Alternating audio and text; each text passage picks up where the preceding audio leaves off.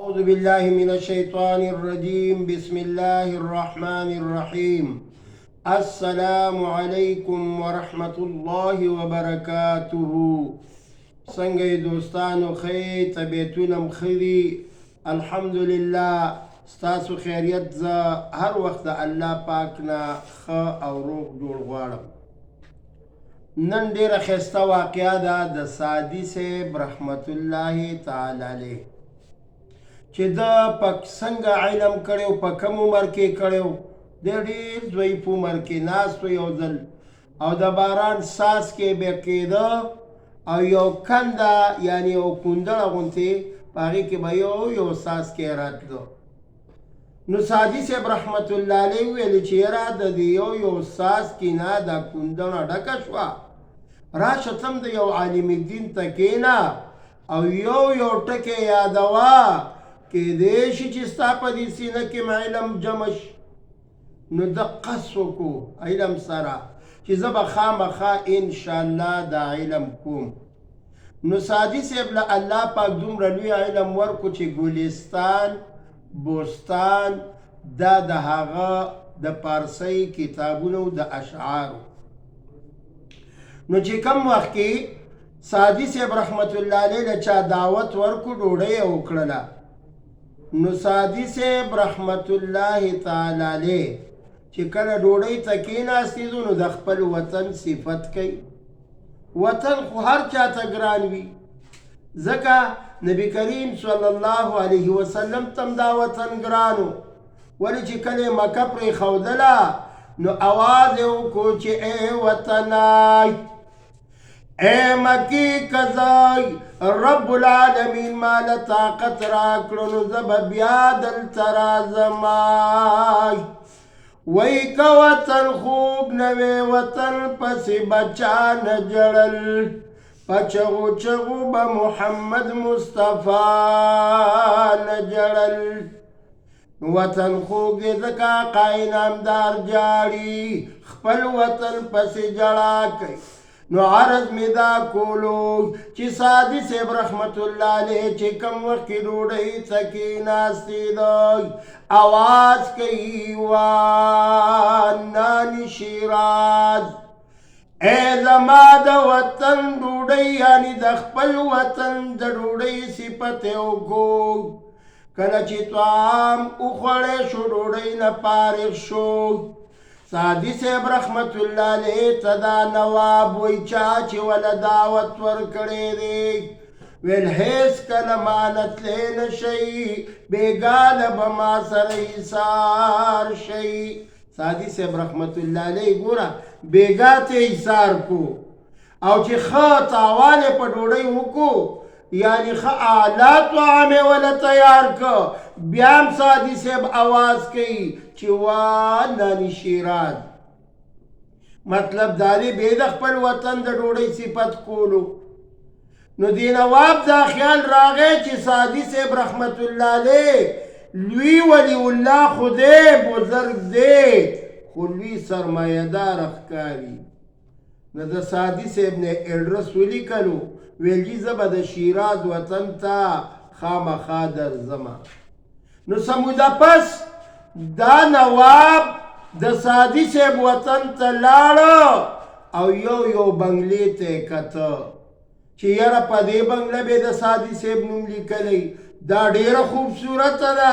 په دې به د سعدي صاحب نوم مبارک لیکل شوی لکه موږ او تاسو په کورونو باندې باقاعده نوم لیکو بیت السرور یعنی د خوشحالۍ کور بیت عربۍ کې کور ته وایي سرور خوشحالۍ ته ویلی شي نو دا خو د خوشحالۍ کور نه دی دا خو د غمونو کور دی نن دا بیل راغی نن دا بیل راغی نن دا اخراجات سیوا دي آمدن نشته پلانکې بیمار دی ډنګری داسې دی نو دا د غمونو جاله ده لہذا بیت السرور مه لیکئ سعدي صاحب رحمت الله علیه په وطن کې دا نواب کورونو ته ګوري لکه بعضې وخت کې موږ لیکلي وي په کور باندې بیت الخلق یعنی د همیشګرۍ کور نو قرآن گواه دی چې کل من علیها فان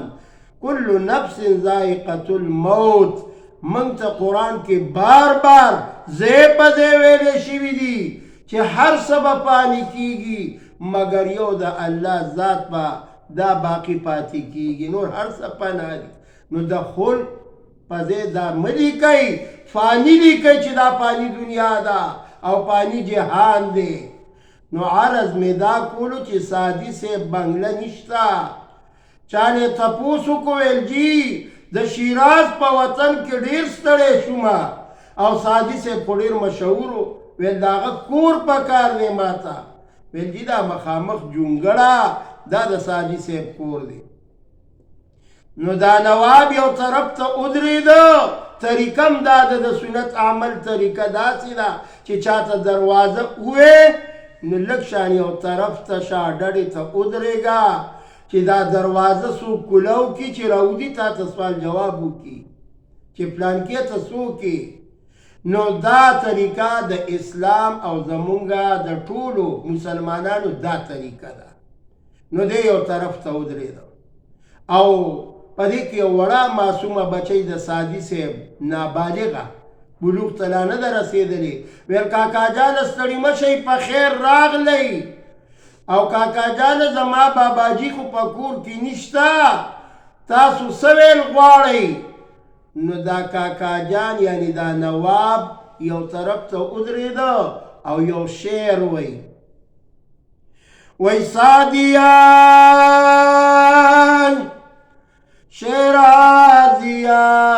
شیرازیان آمد بسستان چوب خانه آمدم خارو خسستان.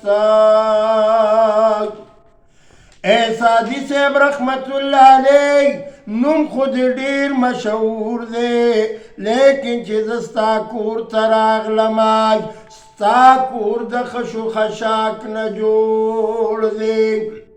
دا معصومه بچی ورته وایي کاکاجي ساریږي چې یو ډوډۍ کیو که نه ځي. ویل با بچی زه ځمه باباجي ته دې دا زما شعر ور ورسوه. ویل جواب یې واخله د ازمري په کور کې د ازمري بچی وي ښه د پروفیسر بچی به خامخا لږ ډېر د کتابونو په انګلیش په جغرافیا په مشرقي علوم چې ورته تاسو وایئ په هغې باندې به پوهېږي ځکه دا د پروفیسر بچی دی. سرکار بچی به چې نور څه نه وي د اوزارو نومونه به ورځي. د ګلکار بچی چې نور څه نه پوهېږي د اوزار کرنډۍ تیشۍ به پېژني. ورته وایي ای بابا جانه خفه کېږم زما باباجي خو کور کې نشته. خو تا وویلې چې شعر دې وې د شعر جواب یوس. وی قافلان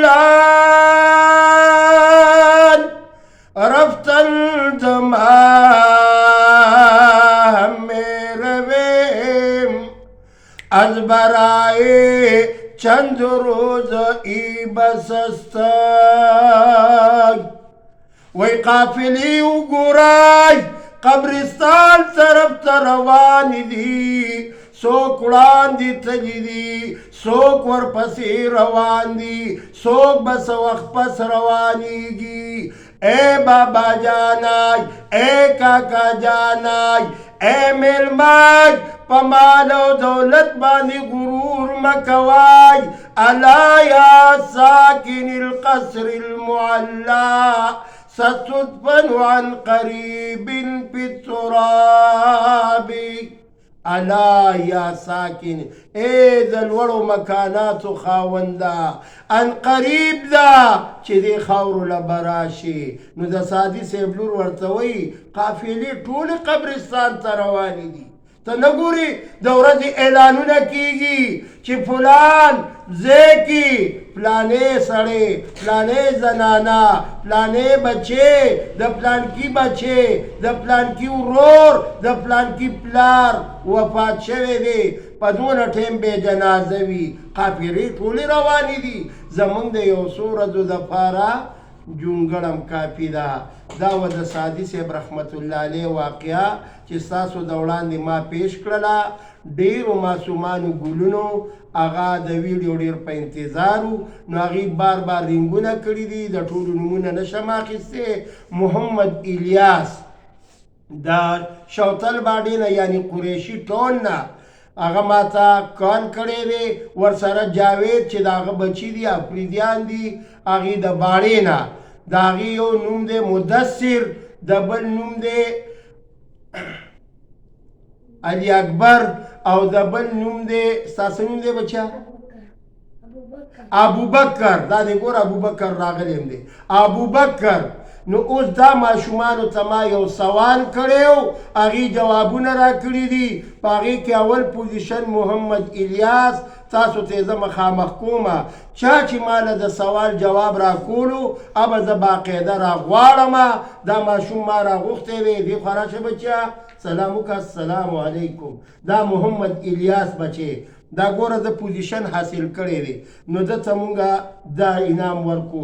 ټول ورته ووایي چې سبحان الله سبحان الله. دویم پوزیشن زه بچیه شاباس محمد عثمان، دا وګورئ جی دا هم د لرې نه ما راغوښتی دی، د دویم پوزیشن حاصل کړی دی، نو ما دوی ته دا انعام ورکو. تاسو ټول وایئ سبحان الله سبحان الله. دا بچیه مبارک دی، هغسې راشه زویه. دا ګورئ جی دریم نمبر ستاسو نوم دی زویه ابوبکر. ابو ویلی شي پلار ته، بکر پلار یې ښه ابوبکر. جزاکم الله. دې معصوم بچي ته تاسو وګورئ، تاسو ټول ورته ووایئ سبحان الله. دریم نمبر پوزیشن د حاصل کړی دی.